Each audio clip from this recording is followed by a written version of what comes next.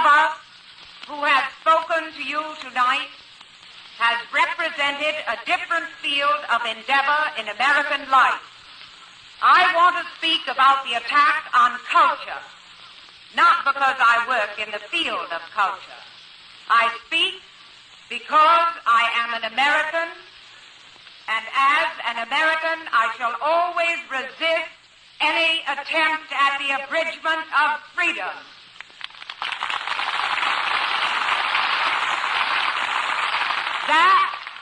That is why I am here tonight. In a sense, we are telling the same story. Mr. Kenny, Dr. Pauling, Dr. Hudson, Earl Robinson, and myself, telling it from a slightly different point of view, perhaps, but in the main, concerning ourselves with varied aspects of the same picture. This is important to remember, I think.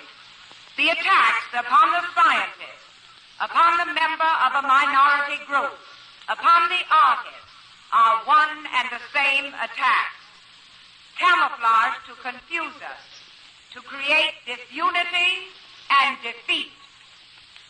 We, the writers, the actors, the scientists, the educators, have been chosen as a primary target for attack by the Rankins, the Tennys, and others of that ilk.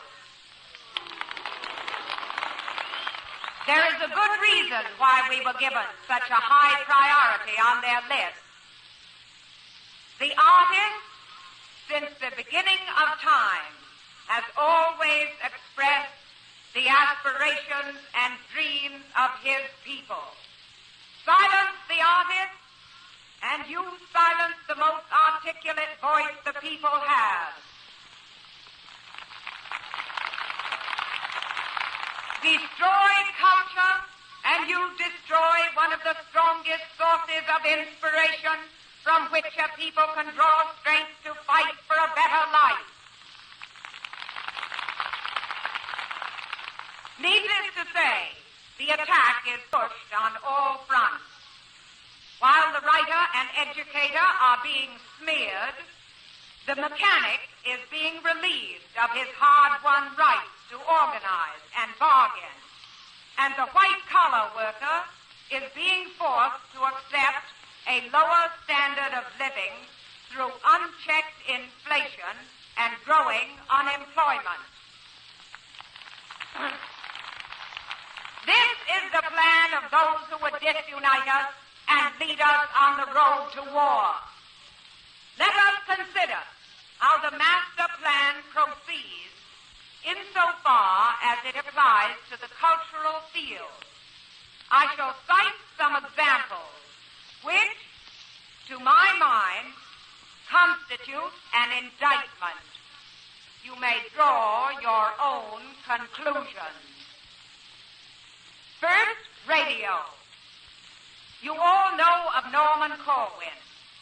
He was honored last year.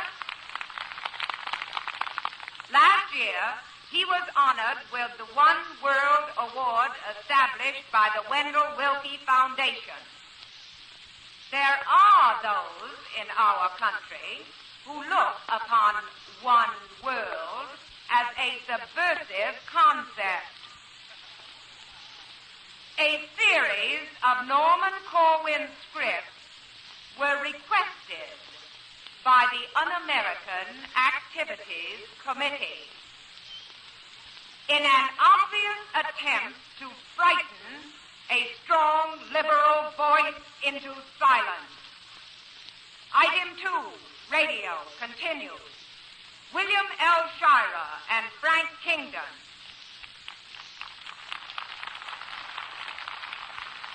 They were attacked by that same committee, and this is most important, their programs not renewed. Did they commit the sin of thinking and speaking along lines which were not approved by the thought control merchants? Item 3, radio, continues. A Los Angeles commercial announcer. was warned by the station that because he had made recordings for labor groups, his voice would become identified and he would lose his value to his sponsor and, of course, his job. This, mind you, despite the fact that his name was not used on the recording. Next, the field of the theater. The script of a famous play was investigated by the Thomas Rankin Committee. The reason? The play dealt with problems of Negroes in the South. The name of the play? Deep Are the Roots. Explore the real problems of the people, and you are rewarded with an investigation. Item 2, the theater continues. In 2 American cities, Peoria, Illinois, and Albany, New York, Paul Robeson, an American citizen, was refused the right to speak at a public meeting.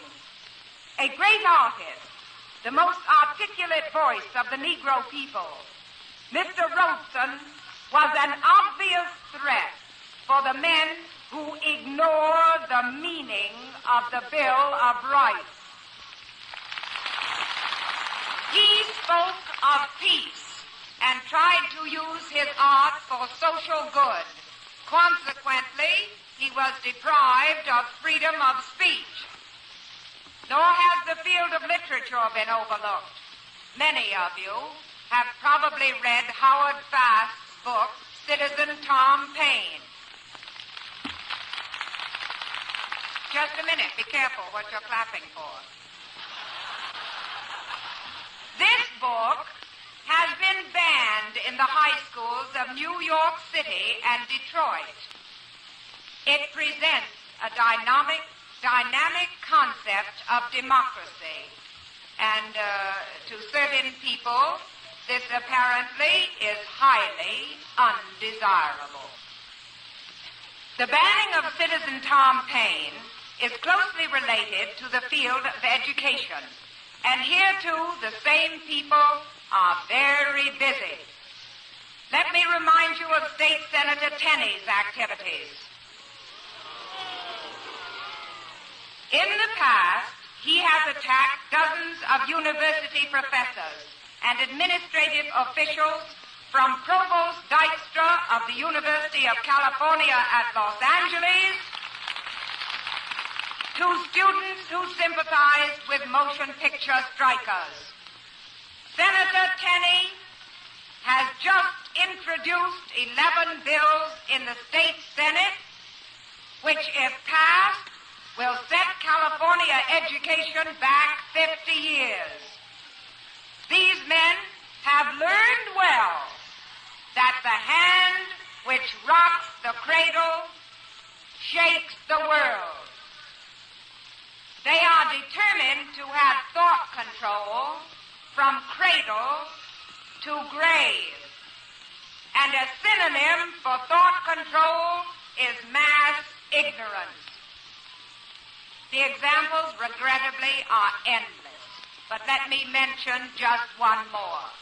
2 years ago, the State Department purchased 79 representative paintings by American artists.